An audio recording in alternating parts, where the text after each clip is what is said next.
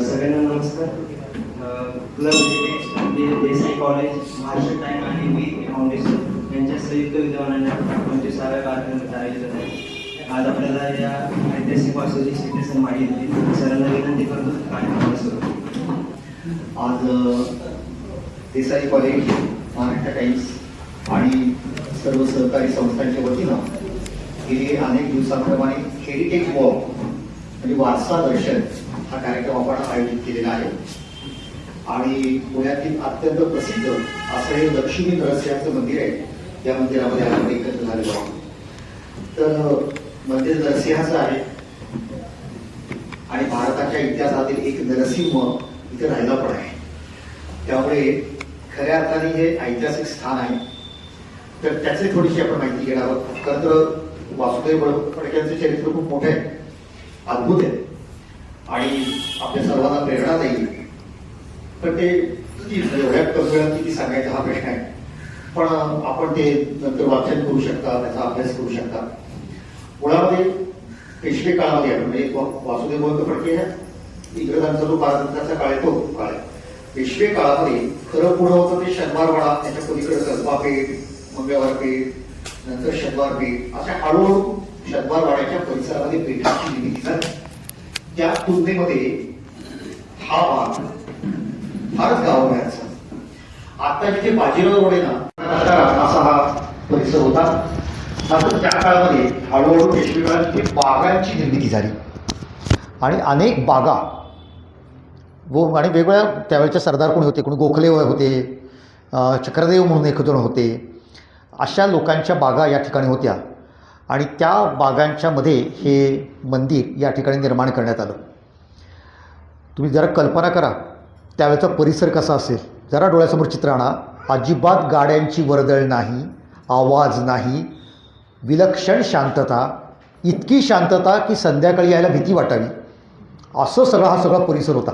हे जे पुणे विद्यार्थीगृह आहे तिथपासून ते पार भिकारदास मारुतीपर्यंत सगळ्या बागा होत्या इथे. आणि बागेंच्यामध्ये हे एक अतिशय टुमदार, अतिशय सुंदर, आपली प्राचीन परंपरा ज्याला म्हणतो त्याचे संस्कृती दाखवणारं असं हे नरसिंहाचं मंदिर हे त्यावेळेला असेल. किती छान वाटत असेल. म्हणजे गंमत सांगताना गंमत वाटते की या परिसरात येऊन लोकांनी वस्ती करावी म्हणून माधवराव पेशव्यांनी लोकांना आवाहन केलं होतं की या इकडे वस्ती करायला. तुम्हाला वाटल्यास करातनं सूट देतो काही वर्ष, पण इथे वस्ती करायला या. आता सदाशिव पेठेमध्ये 2 BHKचा भाव काय आहे हे जर का आपल्याला लक्षात आलं तर किती फरक पडला आहे हे आपण समजून घेऊ शकतो. तर असा तो भाग होता. हा सगळा जो भाग आहे म्हणजे अगदी पार विश्रामबागवाडा, त्याच्यानंतरचा शनिपार, लोणी विखे दामलेआळी, म्हणजे सुजाता मस्तानी सगळ्यांना माहीत असेल. त्या सुजाता मस्तानीचा जो परिसर आहे तिथं लोणी विखे दामलेआळी, खुन्या मुरदराचं मंदिर, हा सगळा परिसर म्हणजे कारकोळपुरा असं त्याला नाव होतं. काय झालं होतं, पेशव्यांनी रमणा सुरू केला होता. रमणा म्हणजे विद्वानांना दक्षिणा देण्याची पद्धत. अगदी फार म्हणजे संभाजी महाराजांच्या काळापासून ही मराठ्यांमध्ये होती. नंतर ती पेशव्यांच्या काळामध्ये फारच विकसित झाली. पहिल्यांदा शनिवारवाड्यामध्ये रमणा होता, ती जागा कमी पडायला लागली. आता जिथे रमणबाग शाळा आहे तिथे रमणा सुरू झाला, तीही जागा कमी पडायला लागली आणि म्हणून पर्वतीच्या पायथ्याला रमणा मोठ्या बांधण्यात आला. आता रमणा गणपती फक्त शिल्लक आहे, बाकी सगळं तर रमणा गेला. पण हजारो ब्राह्मण म्हणजे 1,500-2 हजारापेक्षाही जास्ती ब्राह्मण, म्हणजे एकदा तर आंबीलोड्याला पूर आला तर 4-5 हजार ब्राह्मण वाहून गेले.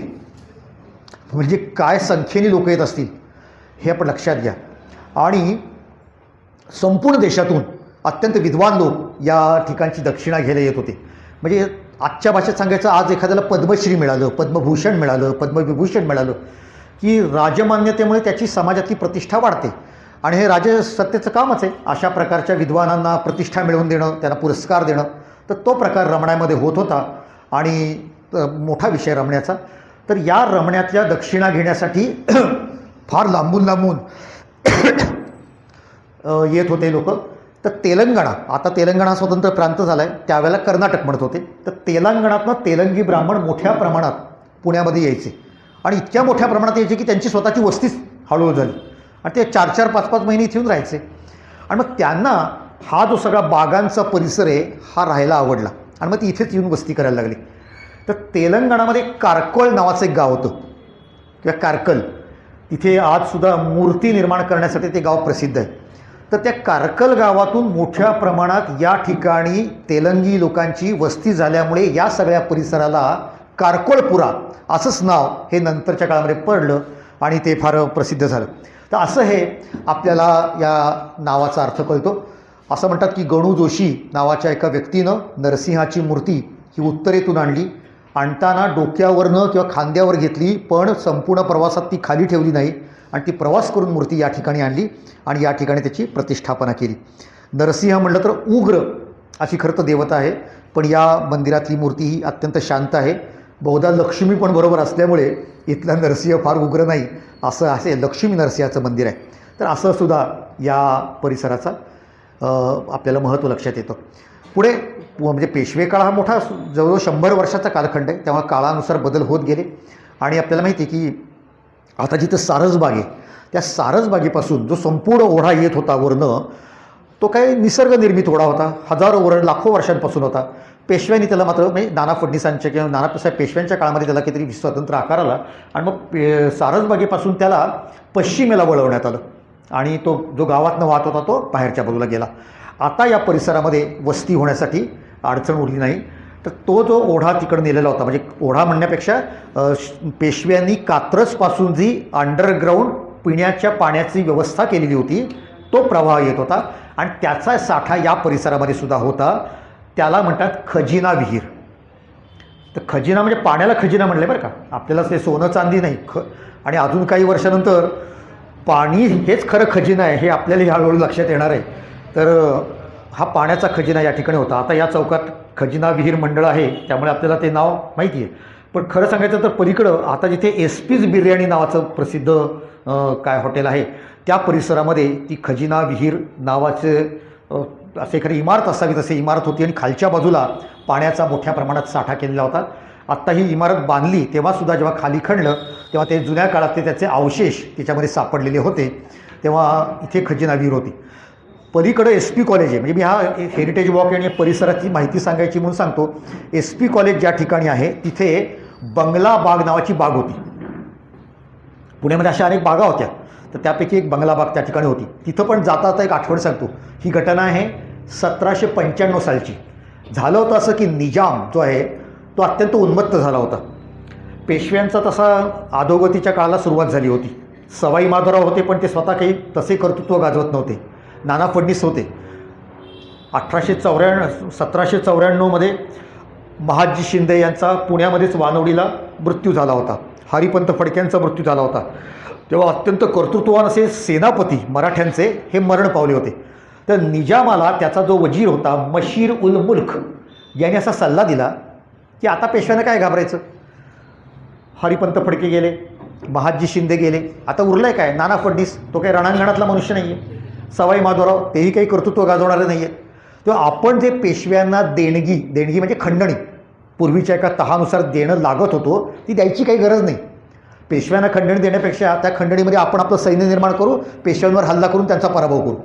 आणि हा सल्ला निजामाला पटला आणि निजामाने काय केलं, गोविंदपंत काळे हे पेशव्यांचे वकील म्हणून हैदराबादमध्ये राहत होते निजामाकडे.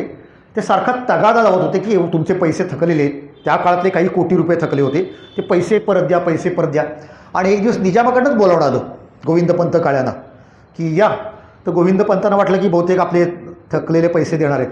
गेले तर निजामाने काय केलं, पैसे तर दिलं नाहीत पण दरबारामध्ये वेडी सोंगं नाचवली. म्हणजे विदूषकासारखं टोपी घातलेली आहे, काहीतरी बावटासारखे हातवारे करतायत. आणि एकाला नाव दिलं होतं नाना फडणीस आणि एकाला नाव दिलं होतं सवाई माधवराव. म्हणजे पुण्यातले म्हणजे संपूर्ण भारताचेच पेशवे ते त्या काळातले पेशव्यांचं आणि नाना फडणीसांचा असा अपमान दरबारामध्ये केला. आणि मग गोविंदपंत काळे संतापले. असं म्हणतात ते जरा कथेतलं वर्णन आहे की त्यांनी कमरेचा शेला ओढला आणि त्या निजामासमोर फेकून दिला आणि आमचा अपमानाचा बदला घेतल्याशिवाय मी थांबणार नाही असं सांगून तडक ते पुण्याला आले. नानासांना सगळं सांगितलं काय काय झालं ते. मग नानांनी सगळं सैन्य एकत्र केलं आणि जी लढाई झाली ती इतिहासातली प्रसिद्ध खर्ड्याची लढाई. आपल्याला अकोला तालुका वगैरे जो सगळा परिसर आहे त्या परिसरामध्ये खर्ड्याचा किल्ला आहे. त्या खर्ड्याच्या किल्ल्यामध्ये निजामाला कोंडला आणि त्याचा जबरदस्त पराभव केला. आणि हा अतिशय गाजलेला त्या काळातला युद्ध होतं. निजामाला जे वाटलं होतं तो भ्रम होता त्याचा, मराठ्यांची ताकद संपली असं वाटत होतं, पण मराठे संपले नव्हते. असा त्यांनी खर्ड्याला जबरदस्त हा त्यांचा पराभव केला. या लढाईचं वैशिष्ट्य म्हणजे मराठ्यांच्या एकूण इतिहासातील ही शेवटचा विजय आहे. याच्यानंतर मात्र पराभवाला सुरुवात झाली एक प्रकारे, मग नंतर राज्यच आपलं गेलं. तर मराठेशाहीतला अतिशय श्रेष्ठ दर्जाचा विजय, त्याची प्रचंड मोठी मिरवणूक निघाली होती पुण्यामध्ये आणि अतिशय वैभवसंपन्न अशी मिरवणूक निघाली होती, स्वागत झालं होतं त्यांचं.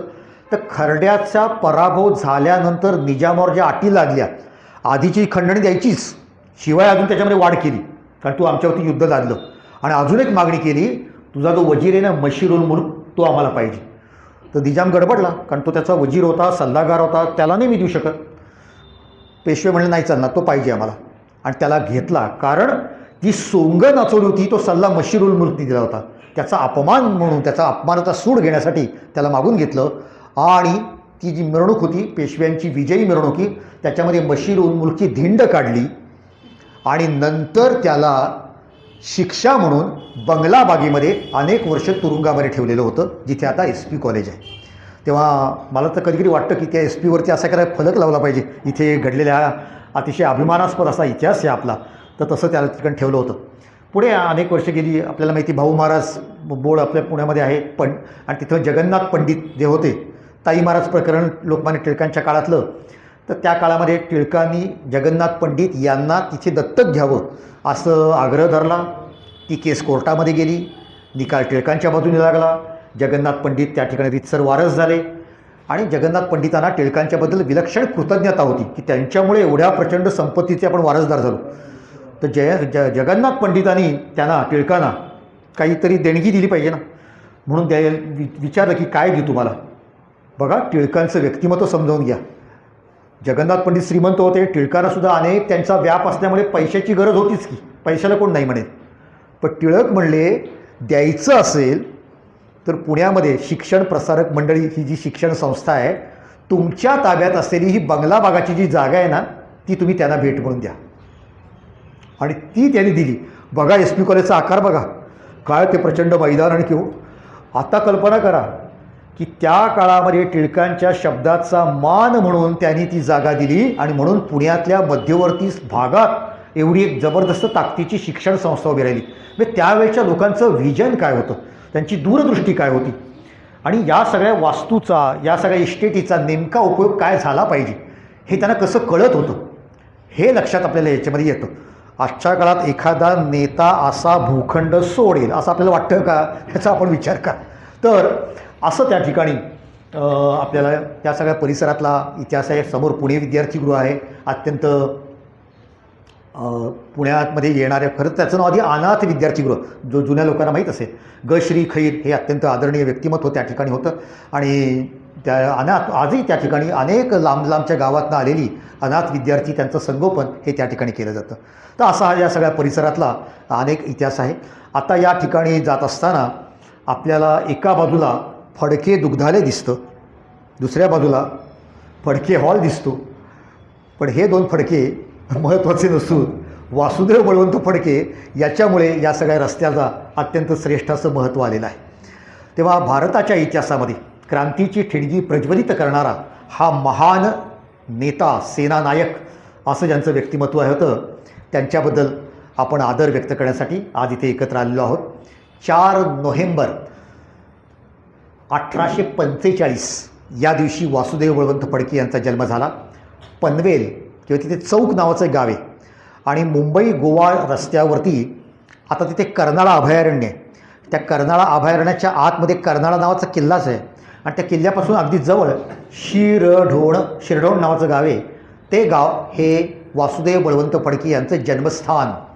त्यांचे आजोबा अनंतराव फडके हे कर्नाळ्याचे शेवटचे किल्लेदार होते, आणि शेवटी इंग्रजांच्या समोर आपल्याला किल्ले द्यावे लागले. आपण लढणं शक्यच नव्हतं त्यांच्यासमोर, आणि त्यामुळे शरणागती पत्करावी लागली. पण ती खंत त्यांच्या मनात होती, आजोबांच्या मनात ती खंत होती की हा किल्ला आपल्याला द्यावा लागला. आणि ती खंत त्या आजोबांच्याकडनं या त्यांच्या नातवाच्या हृदयामध्ये कशी उतरली हे आपल्या नंतरच्या काळामध्ये पाहता येतं. तेव्हा त्या ठिकाणी आपण हा मुलगा लहानाचा मोठा होतो आहे आणि हे सगळं बघतो आहे, हे सगळं शिकतो आहे, आजोबांच्या खांद्यावर बसून, कडेवर बसून किल्ल्यावर जातो आहे. शिवाजी महाराजांच्या गोष्टी ऐकतोय, पूर्वीच्या सरदारांच्या पराक्रमाच्या कथा ऐकतोय. हे सगळे संस्कार त्या मुलाच्या मनावरती होत आहेत. पुढे हा मुलगा अजून मोठा झाला. वासुदेव बळवंत 12 वर्षाचे होते. 45 सालचा जन्म आहे. ते जेव्हा 12 वर्षाचे होते तेव्हा संपूर्ण भारतामध्ये 1857चं स्वातंत्र्य समर हे विलक्षण युद्ध पेटलेलं होतं. मागच्या एका रविवारी आपण तुळशीबागेमध्ये 1857 याच्यावरती मोठं व्याख्यान दिलेलं आहे. तेव्हा आपल्याला माहिती ते कसं प्रकारचं युद्ध संपूर्ण भारतामध्ये झालेलं होतं. तेव्हा 12 वर्षाचा मुलगा त्या सगळ्या कथा ऐकतोय की झाशीची राणी लढतीये, एक महिला 24 वर्षाची मुलगी लढतीये, नानासाहेब पेशवे लढतायत, तात्या टोपे लढतायत, रावसाहेब पेशवे लढतायत. हा सगळा भारत असा पेटलेला आहे. इंग्रजांना हकलून द्या, मारो फिरंगी को, अशा प्रकारच्या घोषणा सगळ्या भारतात दुमदुमत आहेत. हा तो मुलगा ऐकतोय. अशी गंमत आहे. मला सहज जाता कधी काल्पनिक आहे, माझ्या मनात आलेली कल्पना आहे. कोकणामध्ये जसं शिरडोण आहे ना, तिथं पलीकडे एक गाव आहे वरसई. हे वरसई का प्रसिद्ध आहे तर विष्णुभट गोडसे गुरुजी हे गुरुजी त्या काळामध्ये उत्तर भारतात प्रवासाला गेले होते 1857ला. ते खरं तर कशासाठी गेले होते? भिक्षुकी करणारे होते. तिथे वरती काही यज्ञ असतात, कार्यक्रम असतात, 4 पैसे मिळतील म्हणून गेले. तर गेले तर काय युद्ध सुरू झालं होतं आणि ते सगळ्यांना भेटायला गेले. ते नानासाहेब पेशव्यांकडे गेले, ते झाशीच्या राणीला अनेकदा भेटले. जिथं जावं तिथं युद्ध, वैतागले आणि परत आले. आणि त्यांना हे कळतच नव्हतं की आपण भारताच्या इतिहासातल्या एक अद्भुत घटनेचे साक्षीदार आहोत. हे किती महत्त्वाचं आहे. म्हणजे जसं एखादा पत्रकार असतो, हिटलरचं चरित्र विल्यम शिरर नावाच्या एका पत्रकारानं दिलं. तर तो लहानपण म्हणजे हिटलर जेव्हा फार मोठा जागतिक नेता बनला नव्हता तेव्हापासून तो शिरर त्याला बघतोय. तो चालतो कसा, तो बोलतो कसा, त्याचे शब्द कसे, त्याचे हावभाव कसे, आणि त्याने लिहून ठेवलं. कारण शिरर हा पत्रकार असल्यामुळे जे आपण बघतोय हिटलर नावाचं व्यक्तिमत्व तो लिहून ठेवत होता. आणि आज त्याचं पुस्तक किती मौल्यवान ठरलेलं आहे इतिहासाच्या दृष्टीनं. पण गोडसे भटजी काही असे पत्रकार वगैरे नव्हते. ते जेव्हा परत आले तेव्हा आसपासच्या लोकांना सांगायला लागले, काय करू, इकडं युद्ध, इकडं युद्ध. ती झाशीची राणी मला भेटली, ती पण मला म्हणली मी काही देऊ शकत नाही तुम्हाला, कारण मी स्वतः आता युद्धामध्ये अडचणीमध्ये सापडलेली आहे, काय करू. पण लोक म्हणले, अहो ठीक आहे, तुम्ही दक्षिणा नाही मिळाली पण तुम्ही जे बघितलं किती अद्भुत आहे.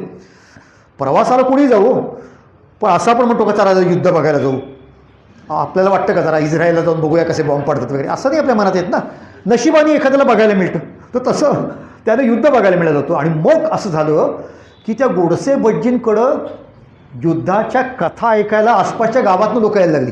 आम्हाला सांगा कसं घडलं, आम्ही नाही बघितलं. कारण त्यावेळेस वर्तमानपत्र होती किती, ते ज्ञानचक्षू नावाचं आणि काही अशी ज्ञानप्रकाश अशी 2-3 वर्तमानपत्र होती. त्यामुळे फार काही कळत नव्हतं उत्तरेत काय घडते. तर असं कोणतरी प्रत्यक्ष बघितलेला तिथे मनुष्य आला आहे हे कळलं. आणि मग त्यांना लक्षात आलं की आपण जे बघितलं ते मौल्यवान आहे. आणि त्यांनी पुस्तक लिहिलं, माझा प्रवास. मराठी भाषेतलं पहिलं प्रवास वर्णन आहे. पण ते केवळ प्रवास वर्णन नाही, तो एक दस्तऐवज आहे इतिहास संशोधकांच्या दृष्टीनं. कारण त्या माणसाने ही सगळी व्यक्तिमत्व जवळून बघितलेली आहे. तर म्हणजे म्हणून माझ्या मनात कशी कल्पना येते की हा छोटा वासुदेव बळवंत 12-13 वर्षाचा गेला असेल का वरसईला, भेटला असेल का गोडसे गुरुजींना आणि म्हणलं असेल का सांगावं तुम्ही कसं, जवळ आहेत ती गावं, अशी कल्पना येते. हा मुलगा अतिशय दांगाई करणारा होता. वासुदेव बळवंत अत्यंत दंगामस्ती करणारे होते. मी शाळेमध्ये हे आवर्जून सांगतो. त्यामुळे शाळेत दंगा करणाऱ्या मुलांना असं बरं वाटतं की अरे आपल्यासारखं कोणीतरी होतं, आपण सुद्धा पुढे क्रांतिकारक व्हायला हरकत नाही.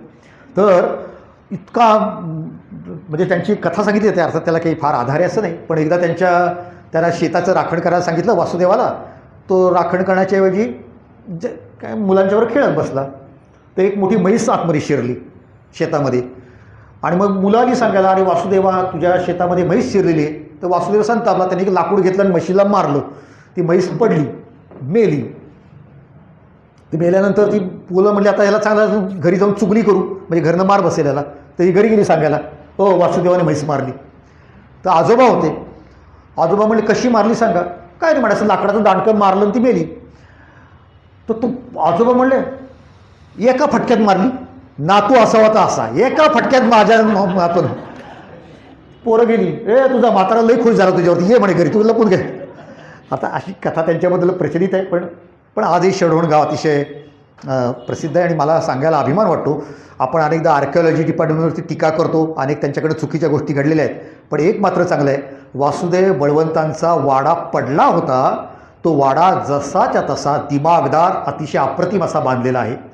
आणि वासुदेव बळवंतांना त्यांच्या आजोबांनी काय भेट दिली होती? कॅडबरी किंवा लॉलीपॉप दिला नव्हता, तर त्यांनी बोकडाची गाडी दिली होती. म्हणजे आपल्याकडे बैलगाडी आपल्याला माहिती आहे, घोडागाडी आपल्याला माहिती आहे, पण बोकड हे पुढे जोडायचं असं त्याला गाडी असते बघा, ते बोकड जोडायचं. एवढं बोकडाची उंची किती असणार? आणि त्याच्या पाठीमागं गाडी बैलगाडीसारखी छोटी पण एवढ्याशाच उंचीची, आणि त्याच्यावरती उभं राहायचं, असा लगाम घ्यायचा आणि चाबूक घ्यायचा, आणि एखाद्या राजाने रथावरून हिंडावं तसा हा छोटा वासुदेव त्या बोकडाच्या गाडीवर हिंडायचा. ते दृश्य विलक्षण आहे. ती बोकडाची गाडी अजून तिथे जपून ठेवलेली आहे. तुम्ही तिथे कधी गेलात तर जरूर त्या ठिकाणी जा. शिरढोण गावामध्ये हे स्मारक त्यांनी जपून ठेवलेलं आहे. तर असा हा मुलगा, वडिलांचा शिक्षणाला विरोध होता, म्हणजे इंग्रजी शिक्षणाला, पण याची इच्छा होती. हे गंमत आहे बघा, मला इंग्रजी शिकायचं आहे, आणि म्हणून वडिलांची नजर चुकवून मुलगा इंग्रजी शिकत होता. हे जरा का ऐकायला विचित्र वाटतं नाही का? आता असं असतं की वडिलांची इच्छा असती मुलांनी शिकलं पाहिजे, आणि मुलगा मात्र वडिलांची नजर चुकून शिक्षण कसं बुडवता येईल हे बघत असतो.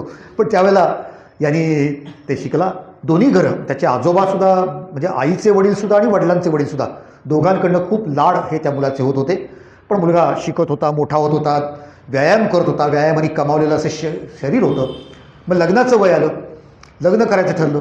आणि पूर्वी म्हणजे आता आपण जे मुलगी बघायला जाणं असं म्हणतो ना, तर पूर्वी मुलाला बघायला येणं अशी पद्धत होती. आणि वासुदेव बळवंतांनी आपल्या चरित्रात लिहिलं आहे, म्हणजे होणारा सासरा जो येतोय तो सासरा म्हणूनच येतोय, प्रत्यक्षात ते बोलणं यशस्वी होईल न होईल नंतर. तर वासुदेव बळवंतांनी असं गमतीदार वाक्य लिहिलं आहे, मला बघायला जवळजवळ 300 सासरे येऊन गेले. 300. आणि मग ते सगळं लिहून दाखव, तुझं अक्षर कसं आहे, चालून दाखव, असं सगळं ते गमती व्हायच्या. शेवटी वासुदेव बळवंतांचं विवाह संपन्न झाला. आणि पहिले काही काळ ते नोकरीसाठी म्हणून मुंबईला होते. काय मेडिकल, आधी रेल्वे डिपार्टमेंटमध्ये होते, तिथून ते नंतर मेडिकल डिपार्टमेंटमध्ये गेले. पण त्यांचं वृत्ती मात्र अत्यंत स्वाभिमानी, आणि स्वाभिमानी वृत्तीमुळे नंतर त्यांना एक भांडखोरपणासुद्धा होता. म्हणजे भांडकुदळ हा शब्द आपल्याकडे वाईट अर्थाने वापरला जातो, पण भांडकुदळ या शब्दाच्या आतमध्ये स्वाभिमान लपलेला आहे, की माझं एक सत्व आहे, माझं एक तत्व आहे, या तत्वाच्या विरुद्ध मी वागणार नाही, अशा प्रकारे त्यांची वृत्ती होती. आणि मग जिथं जायचं तिथे खटके उडायचे, वाद व्हायचे, आणि त्यामुळे असं त्यांचं अनेकदा झालं.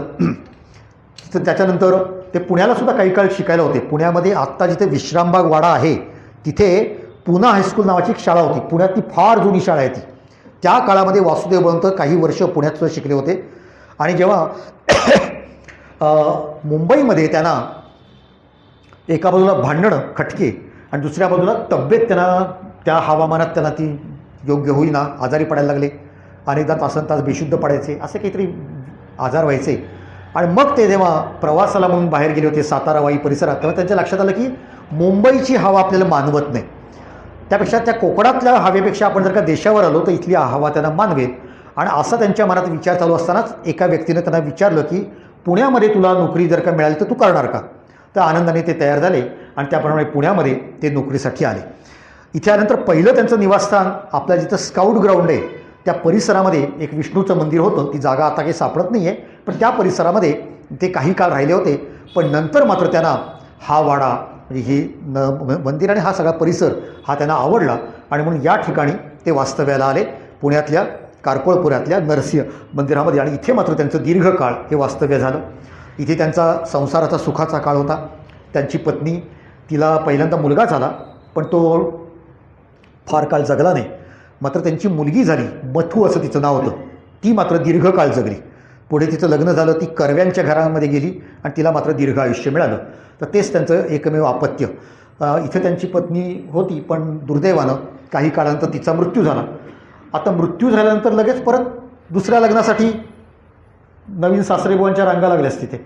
आणि मग परत खरं पाहिलं असं त्यांना विवाहामध्ये रस होता अशातला भाग नाही, पण आपल्या छोट्या मुलीचं सांभाळ करण्यासाठी कुणीतरी बाई घरात आली पाहिजे. आणि मग दुसरी मुलगी दुसरा विवाहाने त्यांच्या घरामध्ये जी आली तिचं नाव नंतर गोपिकाबाई असं लग्नात ठेवण्यात आलं. त्यांना मात्र दीर्घ आयुष्य मिळालं. त्या 1940पर्यंत हयात होत्या. म्हणजे जवळजवळ भारताच्या स्वातंत्र्यापर्यंत त्या आल्या होत्या असं म्हणणार नाही, इतकं दीर्घकाळ हा त्यांना आयुष्य मिळालं अशा त्या गोपिकाबाई. तर त्यांना या ठिकाणी वास्तव्य होतं.